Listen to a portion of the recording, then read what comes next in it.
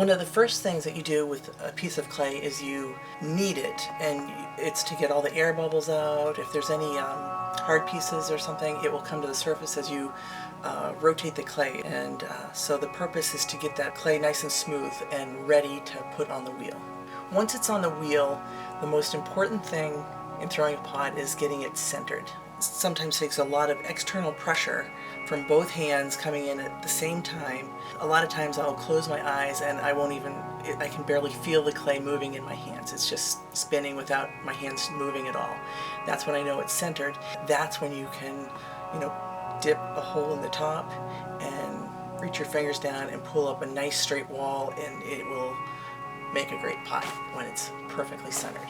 The amazing thing about clay is it's so resilient. You can have it bone dry. Like I could have pieces of clay like this that I've trimmed off of a pot before. I didn't need it, maybe I needed the lip to come out smoother or something, and it is just bone dry.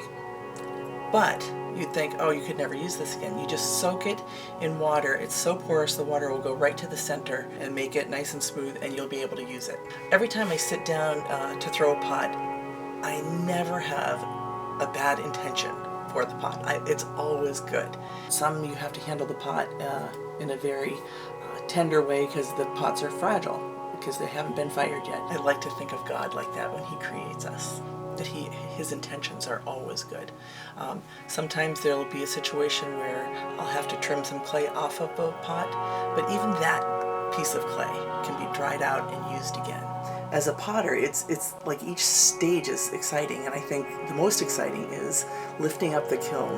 But the whole time you're working with these pots, you're rooting for these pots to make it until the last glaze firing, and you just want to look in the kiln and see how did they make it through that last firing. And I feel like that's so much like God. He is rooting for us. Whatever we're going through, He wants us to make it.